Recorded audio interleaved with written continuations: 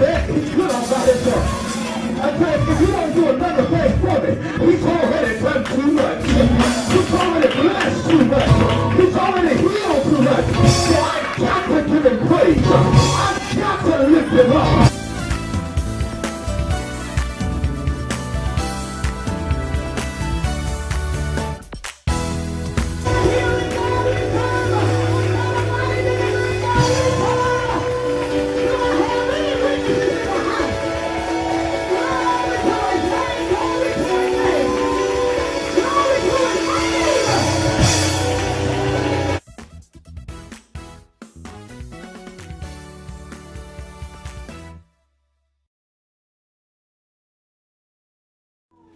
The 9th chapter, and we're going to begin at the first verse. And when you have that, I want you to say amen. Amen.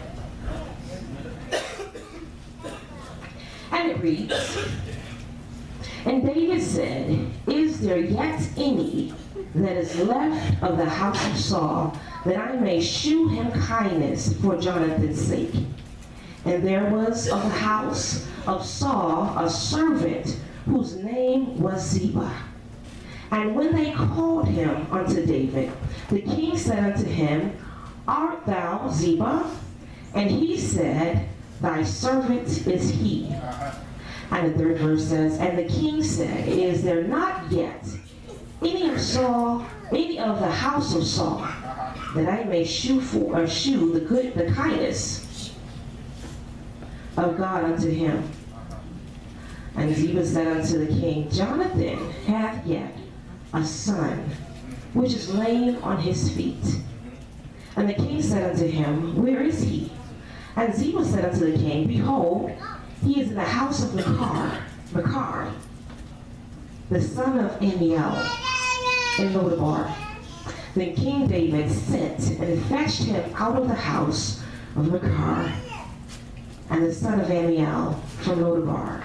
The 6th verse says, now when Mephibosheth, the son of Jonathan, who was the son of Saul, was coming to David, he fell on his face and did reverence. And David said, Mephibosheth. And he answered, behold, thy servant. And the 7th verse says, and David said unto him, fear not, for I will surely shew thee kindness for Jonathan thy father's sake, and will restore thee all the land of Saul thy father, and thou shalt eat bread at my table continually. The word of God for the people of God. Blessed be unto God. Amen. For just a few minutes, if you could just enlighten me and just listen. I was going through some things in life, and God, I was listening to this one preacher, and he mentioned the name Mephibosheth. It caught my ear because I remembered it rang a bell, but I couldn't remember exactly what happened. And I said, God, okay, so this name, it kept coming back to me. It kept coming working, and I'm listening, and the name kept coming back to me. And so I said, okay, I'm take my 15-minute break. Just in case anybody watching for a drop. I took my 15-minute break off the clock. Took my Bible, and I just entered in Google, and I Googled the name Mephibosheth. And it came up, and I read the story in the Bible. I said, my God. So if you go back, I love the Word of God. When I was younger, I don't know if some of y'all know, I grew up a preacher's kid, and my dad was so awesome. One thing I love, because my father, this man of God, this great man of God, amen, this great man of God, would be in the pulpit and have this. My father he wasn't burly at that time, but he stood flat-footed, dark chocolate man, and he had this very powerful voice, and he can preach the house down, he can sing. And this man that I looked up to as a child, I'm coming to my room, my father was a workaholic. He was one, he wanted to provide for his family. So for him to come and read us a bedtime story was an honor and privilege. And not just that, I loved the way my father read. My favorite book, y'all, was going to be like the three little bears because he used to do the voices. You know, I don't know if y'all still do that, but you know, parents are a little different these days. They may play an audio tape for you, you know, I'm just saying. But my father used to do these voices, and it's funny because you know he called us because of the voices he did, and then he started giving us stories of the Bible. And then as we began to get older, he would take the stories or the principles and apply it to us. So like we 13 years old, we went out on our first outing, you know, we were going skating and stuff like that, and my father would be like, don't be like foolish virgins. Dad, foolish virgins? What do they got to know? Don't come home too late. So, you know, he used to use parables, he used to speak in rhymes like that. And it caught my attention. So I love the Old Testament because it speaks in parables. And some things that's not said can be heard if you really read in depth. Amen? Amen. So I love the book of 2 Samuel. I do. And if you go back in the fourth chapter, and I really implore you to do that later on this week. This week I want you to regurgitate this word. Just look at this word. And if you go back in the 4th chapter, the story begins with Mephibosheth as a 5-year-old boy. And here they send word back to Jezreel that Saul and Jonathan has been killed. He had been killed. So the handmaiden, the woman, the nanny, as we call them these days, although we may not have them, we may have a play nanny. Sometimes we call ourselves nanny. But the woman, the nanny, the maid handmaiden who was taking care of Mephibosheth, grabbed him up. And as she was in a hurry, she rushed. And she was so, I won't say she's scared, she was so scared to the point where she dropped him. Now, I don't know if y'all have any smart children. I know my friend Lathan is back there. That's my friend Lathan. And my friend Ronell, Junior, RJ. You know, they're young. They're not 5 years old. I love my two friends right here. I was watching their videos of the times. We don't have to put them on conference one day too. So I love them. I love young boys. They're full of energy, full of fiber. Can you imagine a 5-year-old boy who's playing, around, pushing trucks? He has a father and a grandfather who's a soldier in the army and valiant. So, you know, that child has special privileges that the other children don't have. Can you imagine a 5-year-old boy at that? Coming, watching his father get dressed for a battle, putting on a hat, putting on a shield, holding a sword. His father teaching him so. A 5-year-old, full of life, full of vigor, full of promise, without a matter of a moment, I was taken away from him. As she swept him up, she held him, and she dropped him. And when she dropped him, both of his legs were broken. Now, I know at this day and age, we have x-ray, we have technology, and have all of this advanced equipment, and God help me, we can just about fix anything. Or if we can't fix it, we'll give it to you. We can make another part that looks like yours and add it to you, right? But back then, they didn't have that type of technology. They didn't have x-rays. They didn't have all the advancements we have. Here, this day and age, if we break a leg, you don't go to the doctor, they're going to look at the break. What kind of break is it? Do we need to re-break the bone? There's 3 different ways you can treat it, right? You can re-break the bone, let it mend back together, cast it, stay off of it, let it mend back together. Or you can go inside and put a plate and some screws and let that mend back together. Or, because of the way it's broken, it doesn't really need a whole lot of, stuff to be done. Just stay off of it and it mend itself. This is not that bad, but they couldn't tell. They didn't have pins and plates. They didn't know how to do that because you have to monitor. It's so stringent when you do a procedure like that. And God help me, they didn't have anesthesia in that day and age. I could imagine somebody going through something like that. They didn't have this technology. So he had one solution. He fell. He broke both of his legs, and they may have split it. I believe they did that. Split it both legs to see how it would heal, right? Hoping that it would heal. But his legs never healed to the point where he could walk again. If I could borrow a few moments, the subject that we're going to talk about is overlooked but not forgotten. So, The first thing we're going to look at is that fall. A 5-year-old boy, full of life, full of promise, full of hopes, full of dreams, and a fall. Not just a fall, because before that happened to him, that's devastating, right? Break both your legs is horrible. But he found out his dad and his grandfather were both killed. So can you imagine the state of mind of a child, a 5-year-old boy who had just lost his dad and his grandfather, and here some handmaiden picked him up, dropped him, now he's in emotional pain, now he's in physical pain, and they're taking him to somewhere, to a place that he has no idea where he is. A fall. A 5-year-old boy with dreams and aspiration and everything that he hoped for at that time was snatched away from him. He couldn't walk again. Most children, when they're young, they look up to the ones who care for them, right? They look up to their dads. They look up to their pastor. They look up to other brothers in their life, other men that they admire because of their skills or their talent.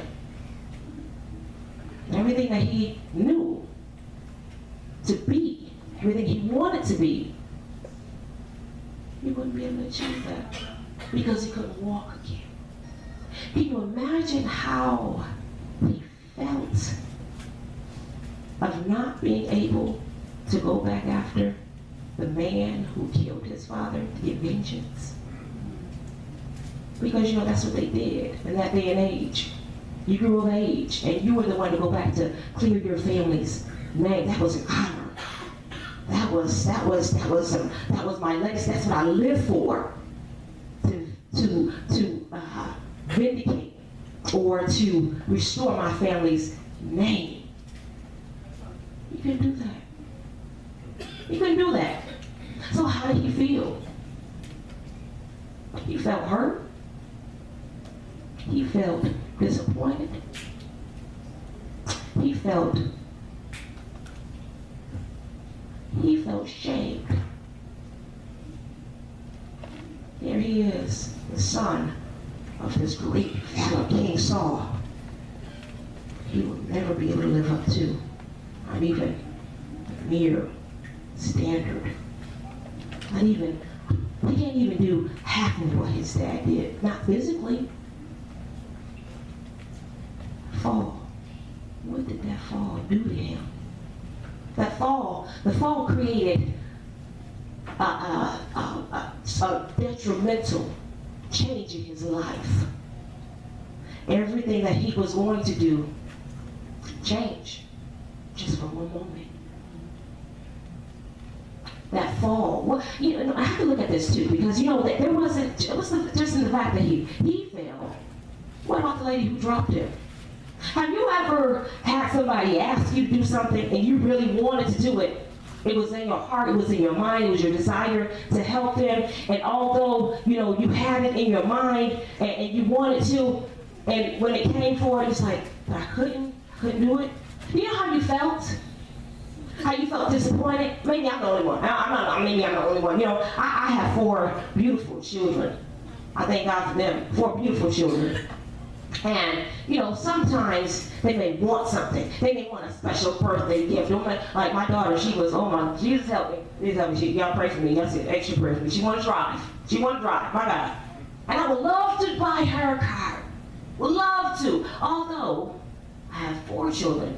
So, and they kind of close together. So, it's not like you can buy a car at 10 years old. I got 18-year-old, she'll be 18, she'll be 17. Then we got to get one page. Got 17, 16, 14, and 13. So if I do something for the 18-year-old, guess what I got to do with the 17-year-old? Guess what I got to do for the 14-year-old 2 years later? No. Although God has blessed me tremendously, I'm so grateful for that. Right now, I would be, if I said yes, I know I'm setting them up for a disappointment. Maybe that's so far-fetched, because nobody doesn't buy a car. My mom ain't buying me a car. I had to work. I had to build my own credit. I had to build my own credit. She wasn't going to co-sign for me to get a car. Work hard, get what you want. You want it, work for it. That's my father always taught us. Don't wait for nobody to get it for you. Do it yourself. Hey, maybe you're that person. Yeah, I believe the kids should earn what they get as well. I don't believe something should be given to you. But what about if you are able to feed your children? Even though payday is tomorrow, Elder White. And all you got in your refrigerator is some molded bread, some spoiled milk. You got a pack of hot dogs though.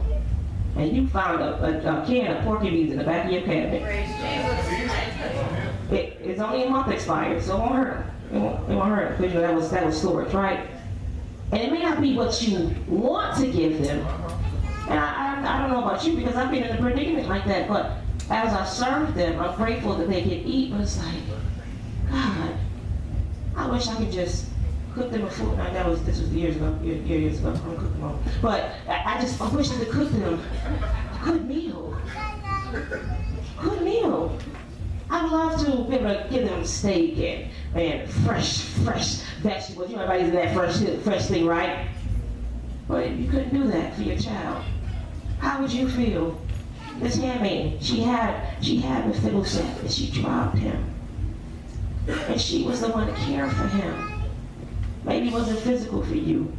Maybe it's someone who was leaning on you emotionally, who depended on you. And because of, sometimes we put so many other things, we have to prioritize, right?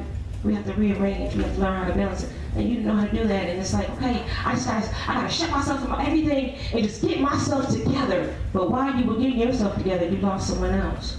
Come on, tell the truth. She dropped him. I can imagine how she feels. Sorry, regretful, remorseful, like she had to take care of him. Like she's now going to make sure everything he needs she can get. But the place that they went to, we're talking about the fall, the place they went to, the place called Lodabar.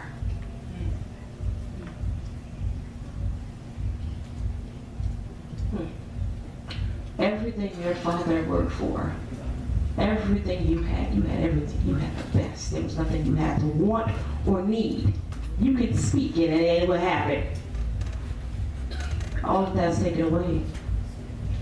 Because the kingdom, in this day and age, when the king died, everything was acquired. When they came to seize the kingdom, everything, the food, the gold, the servants, everything was seized, right?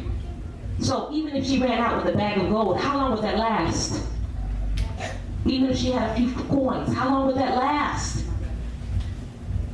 So here he is emotionally, he had a fall. Physically, he had a fall. And he was shamed. Maybe your fall is not emotional. Maybe your fall is not physical. I thought about that. I said, sometimes God, my fall may have been failure. God, sometimes my fall may have been procrastination. God, sometimes my fall was because I just didn't do enough. I didn't put 100% behind it, but I failed. I didn't achieve like I wanted to. I didn't acquire. I didn't hit that mark that I was aiming for. Sometimes that fall can disappoint you so much or shame you so bad to where you don't want your face to be seen. I don't know about y'all. I'm gonna say Jones because my main name is Jones. But you know how when something happens to your family members, because here is King Saul and Jonathan, his son, a valiant soldier. Here they are, and the thing is, what you have to understand is, in this day and age, when the king died, everybody who was in line for kingship was killed. That's crazy, ain't it? All the sons, everybody, whoever can fight for that kingdom, killed.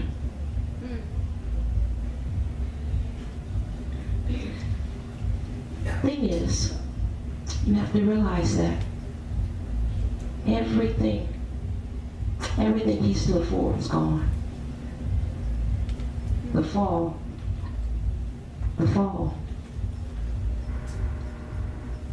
What are you ashamed of? What are you disappointed about? Sometimes your name is tarnished.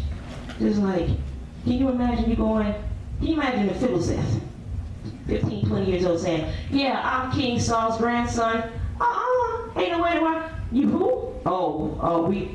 Yeah, nice to meet you. You know how that we do now. You know how when names return, say the Joneses. Did you hear what happened to the Joneses? Girl, she a Jones. Don't trust her. Don't let her in your house. Don't even talk to her. Don't call her back. She a Jones. Sometimes it's the last name that will kill you. Before it's not even what you did. It's not even who you are. It's not even what you did. What you done. It's that name. So not only was it emotional fall, not only was it physical death, now there's a legacy. The legacy is the failure. There's a hole. There's a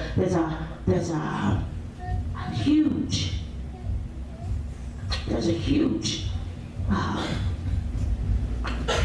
gap that can't be filled by him. He feels, right? So with the fall, Lodabar.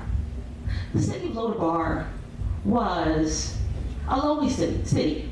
It was a place of desolate. It was somewhere where you wouldn't want to be seen if you were walking through. You wouldn't want anybody, none of us live there. Oh, did you see those little huts? Did you imagine the worst place that you ever seen on TV? Most of us haven't visited. Oh, some may have. Imagine the worst house you've seen. They call it a house, little hut with little pieces of wood. Imagine a place where everybody looked dingy, dirty, and gruff, and there was not a whole lot of things. Imagine a place where there was not any resources. That's what Lodabar was. So here you go, Mephibosheth, 5 years old, going from the king to the palace to this place called Lodabar. And what happened is, I believe that the handmaid took care of him, because in the scripture, if you look back, they say, there was a servant that was left from Jonathan. He called back and asked him, is there anyone? So how did he know that where Mephibosheth was if he didn't have contact? Because he couldn't tell himself, right? So there had to be someone in contact with the servant that lived in that house that told him where he was. But the thing is, you have to realize sometimes we look at falls as being a horrific thing, right? When you fall, you bruise, you batter, you hurt yourself. But that's not always the case. Sometimes the fall can help you better than you could have helped yourself. That's good. Yeah. So here we are in Lodabar. Now let me make this disclaimer, because I'm reading the story of Mephibosheth, and I'm like, oh my God, this poor boy. I can't believe this. Here he is. He don't have anything to live for. He's crippled. What kind of life did he live? Let me tell you this. He got married and he had a child. So even in his lowly place, he found some happiness. Even when he thought he couldn't be like his father, he was able to produce another offspring to continue. So his name, the family name, has not died. To me, and where he is right now, that's an awesome thing. We may not look at it like that, because some things we look at as non-accomplishments, they really are. That's a huge thing for him to go from there and still be able to survive. Because I don't know if you were ever in a place like that. If you were ever in that lonely place where you lost everything that you know you had. Everything that was going to be left to you was taken away. Was stolen. How would you feel? Most of us wouldn't even be able to survive. Most of us would lose our mind. Most of us would. Don't forget the soldiers. We would take our own lives. I'm not the only one. Do you? Probably because you never experienced that. You may not have fall physically, but I bet you had a fall in your life. Come on. And during that fall was something that kept you going. It was something that gave you just a little bit of strength to look forward to the next day.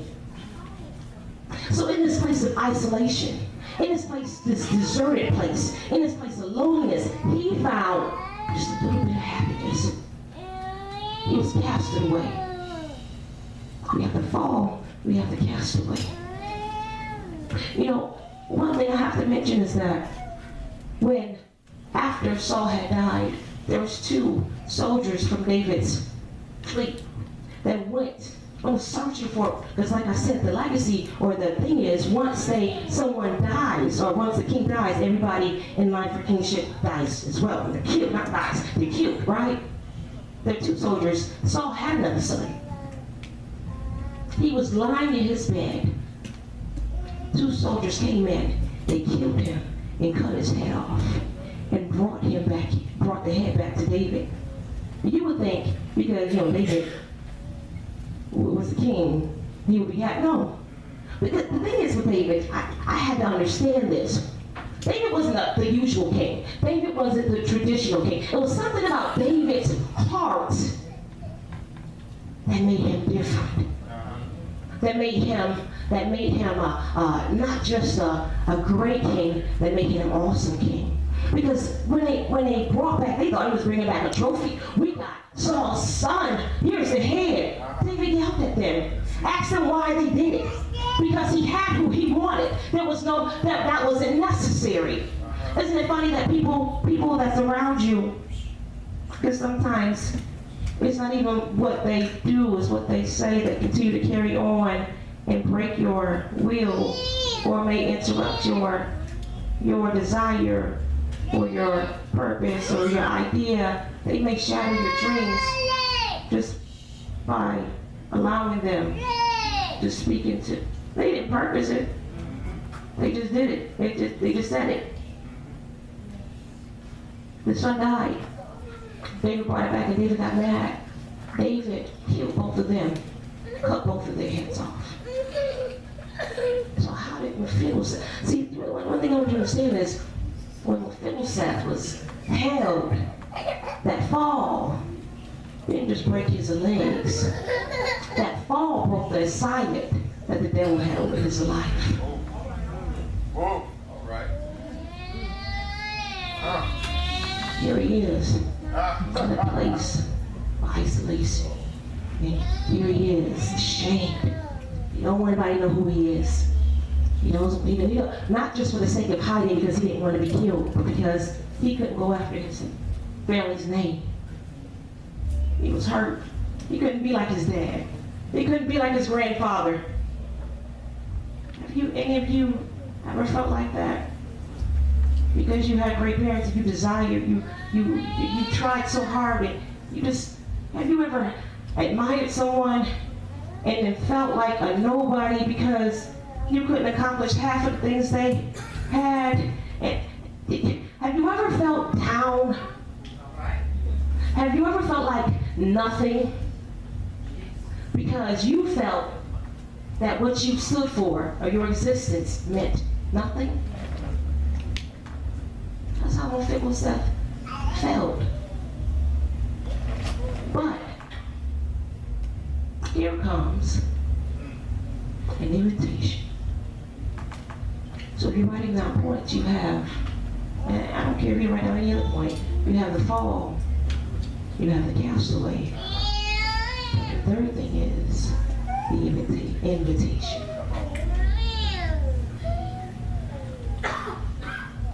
When David said, I'm looking for, Jonathan was his best friend. Jonathan was good friends with David. David had a heart for Jonathan. David said, I want to bless Jonathan's lineage. I'm gonna bless.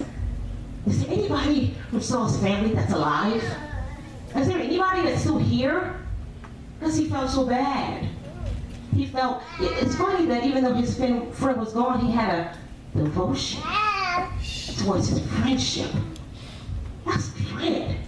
Even though you're not here, you want to still please and do what you said. You want to fulfill your promises because I know I have a good friend and what I do, you do, and when I come up, you come up too, and his friend's gone.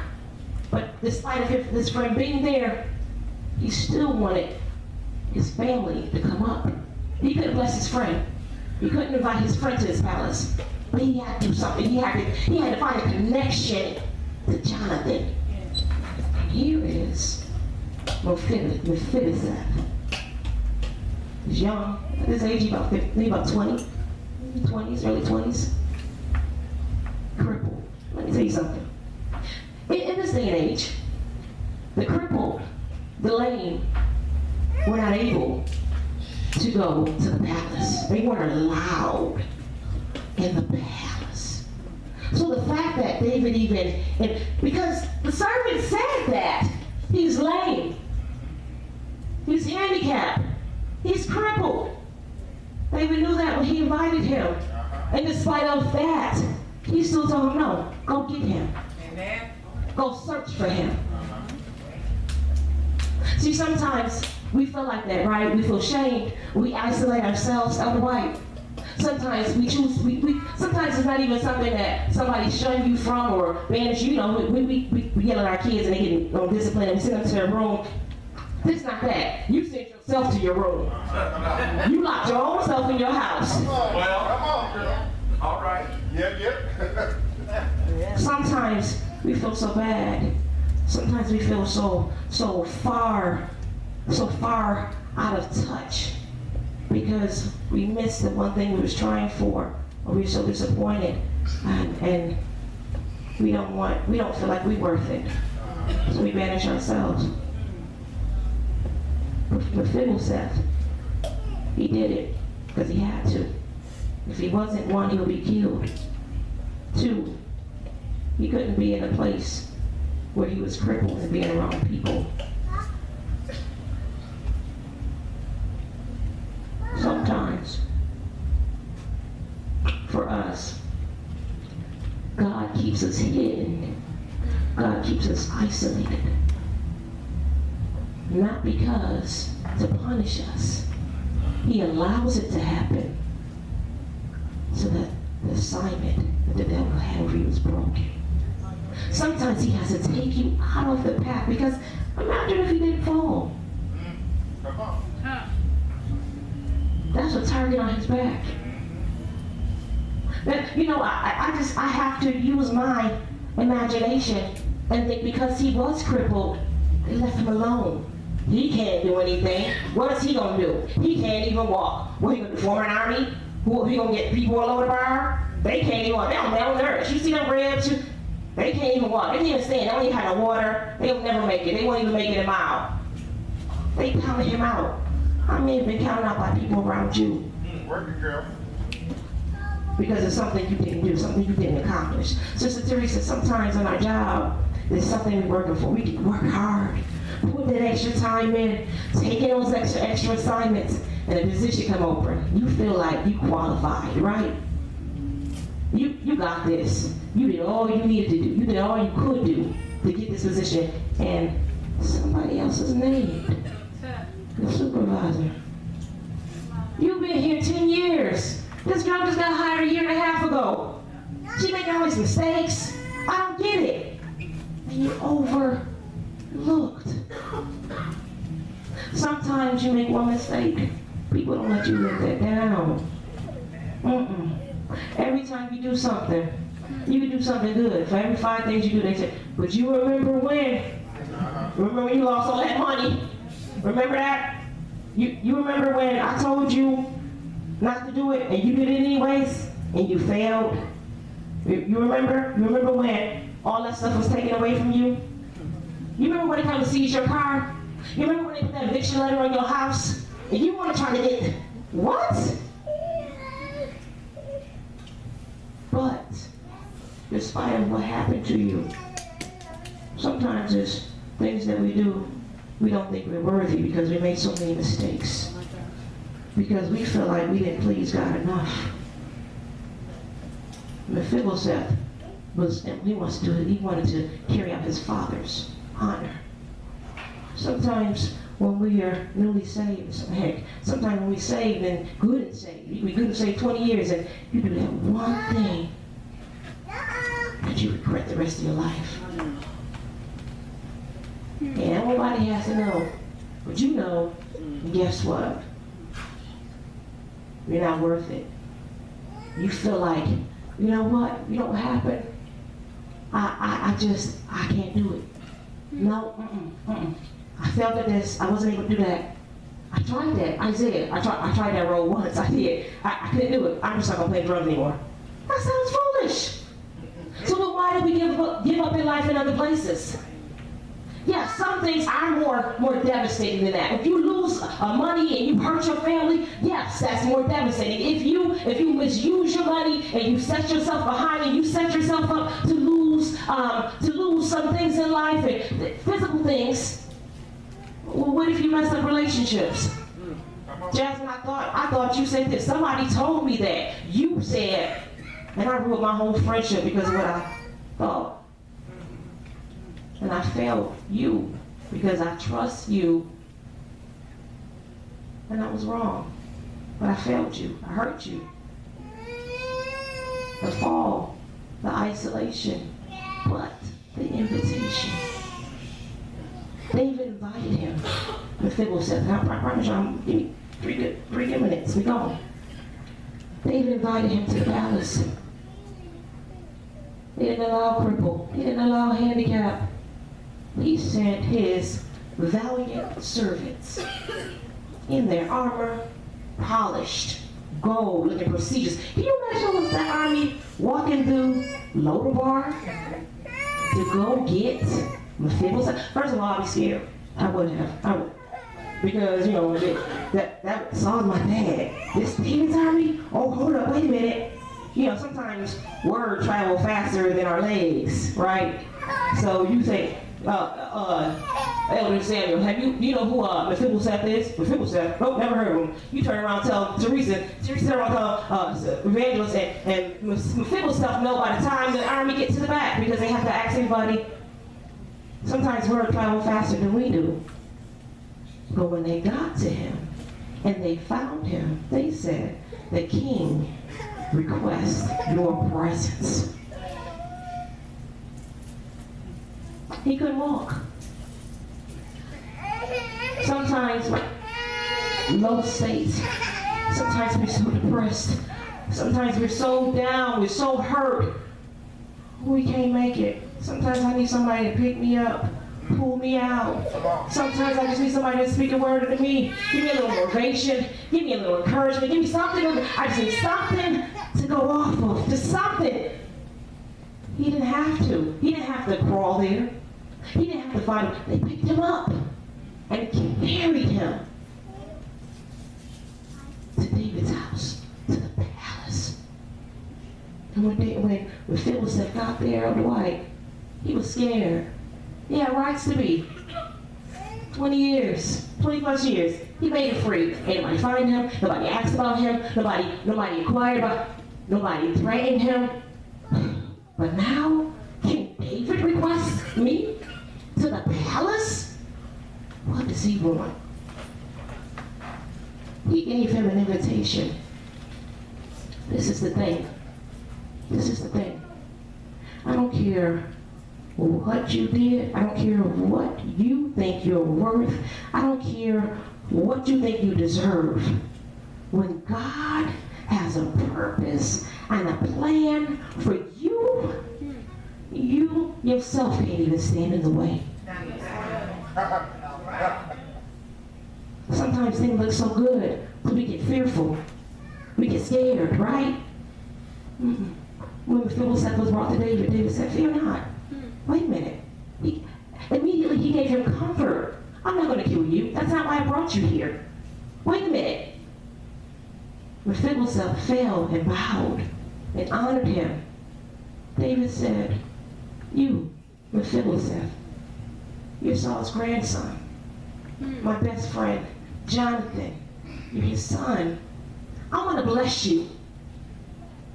Everything that your grandfather acquired, everything that your grandfather worked so hard for, everything that your father fought for, everything, I'm going to give it to you. Do you know what that means? Do you understand the significance? He could have fought, if he was in the right state, he would have fought. He would have took the rest of his life to fight against and get everything, to try to acquire, in which he probably would have never accomplished. And here is David just giving it to him. He didn't do anything to deserve that. He didn't say anything. He didn't ask David, Mother Roseboro. He wasn't even worth it.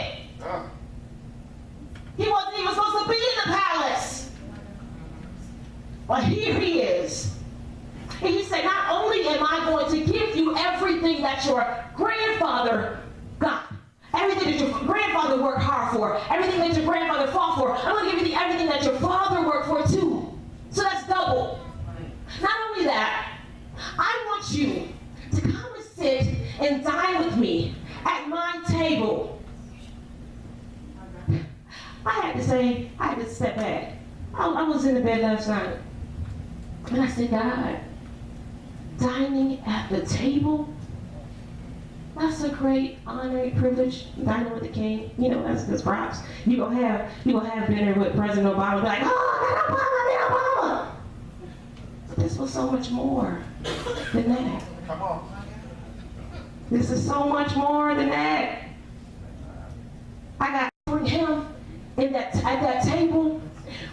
The food that he had was the best food. This food was hand-raised, hand-picked. They chose which calf they wanted to slaughter in order for the king, because they only could have the best. The less with the fat, the more that was.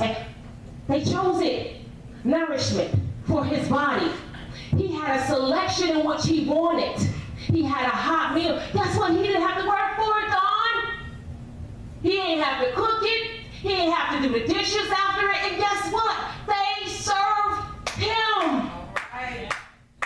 Amen. Have you ever been to somebody else's house that invited you? Not the one that said, you know, we gonna have a cookout and you bring the meat and I got the side. Not that one. Not that one. I'm talking about the one that say, no, you know what? Don't bring anything. Just come.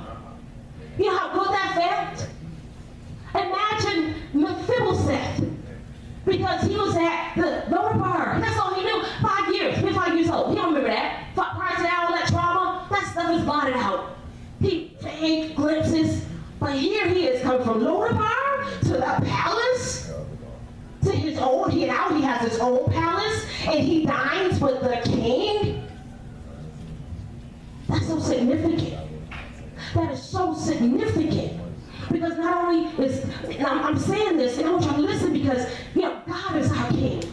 And when, after you go through the fall, which broke the devil's assignment over your life, and after you may have put your place and hid, or God protected you, this is not even that you run and you thought you was hiding, but God was really protecting you and keeping you from everybody else's mouth and beating you down even more so than what you picked yourself down. Oh, you know how people do that. You probably feel bad, they're gonna kick you while you're down. Yeah. Not only that, he invited them to the table so that he can communicate with them. That's what God wants to do with you. I don't care what you've done. I'm standing. I don't care what you've done. I don't care if you don't think you deserve a thing. That fall that you think you went through, that you felt, how you felt hurt, how you feel, sometimes you feel incapacitated. We can't move, we can't go. I don't want to. Just come take care of me. I just need somebody just to watch over me. Can you cook for me? Can you just, I just need some peace and quiet. Just leave me alone, just leave me alone. You've been there. But guess what? It's time for you to get out of that place. Today, I'm no better than you. I'm not. We are in the same boat, but God has given me this word, and God has given me this charge. So today I stand proxy in the place of God and speaking the word of God, saying, you are invited. God is saying, it's time for you to come out of that Lodabar place. It's time for you to let go of the shame. Because the thing is, he couldn't bring anything to his family, he brought. His loved ones, he brought. Right? But the one thing he could not bring was the shame. One thing you have to let go is the shame, the disappointment, that failure, let it go. Because God is saying, I'm going to, sitting at my table, I'm going to replenish you. I'm going to restore you. I'm going to nourish you back to good health. You know what? When you sit at the table, you have a good meal, there's communication. And the communication is more so. It's more so than how you buy it. How is the weather thing? It's how How is you get that in-depth talk, you know? Pastor Nicole, they really care about, they listening. They gotta eat the rest of their meal, so as long as you eat, you listening. I can talk the whole meal. You invited me, you listening. God wants to hear you. He wants to hear your wants and he wants to know your desires. He wants to hear your heart. Here he is this morning, inviting you to his table.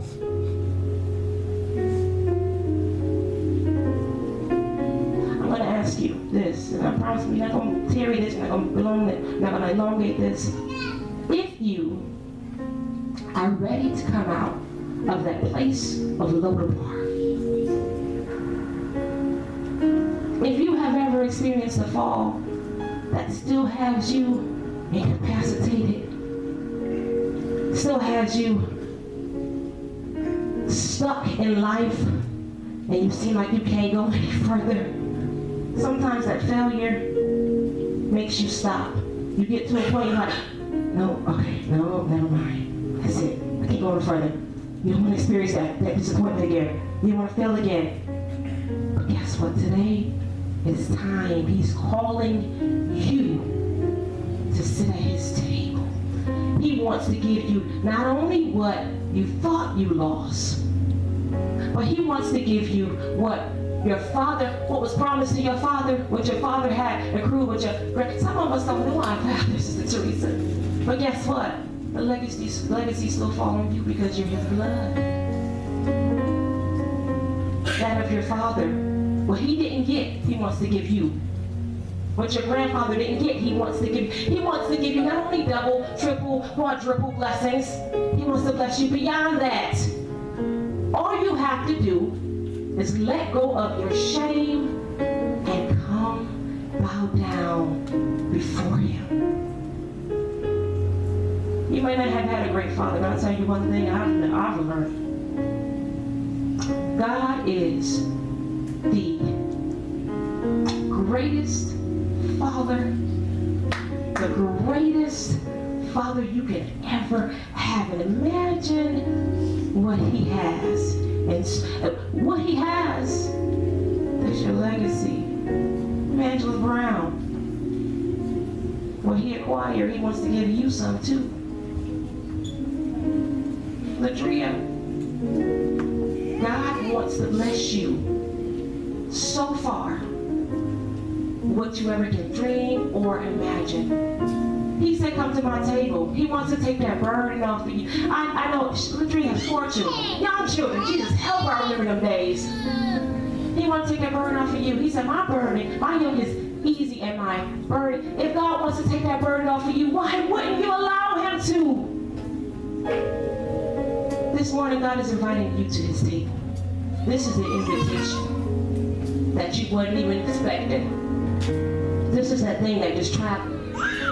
Hey, this is that invitation. I'm going to ask you, if you want to come out of that place of Lodabar, if you're ready to dine at his table, because you may have been in the palace before, you may have been there, you may have experienced some of the luxuries of,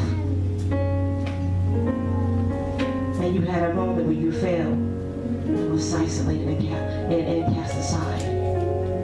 Guess what? You come back to the palace. Not just dying one meal, every single night. If you're ready to come out of Lodabar, I'm going to ask you to stand in the center. I'm going to ask the intercessory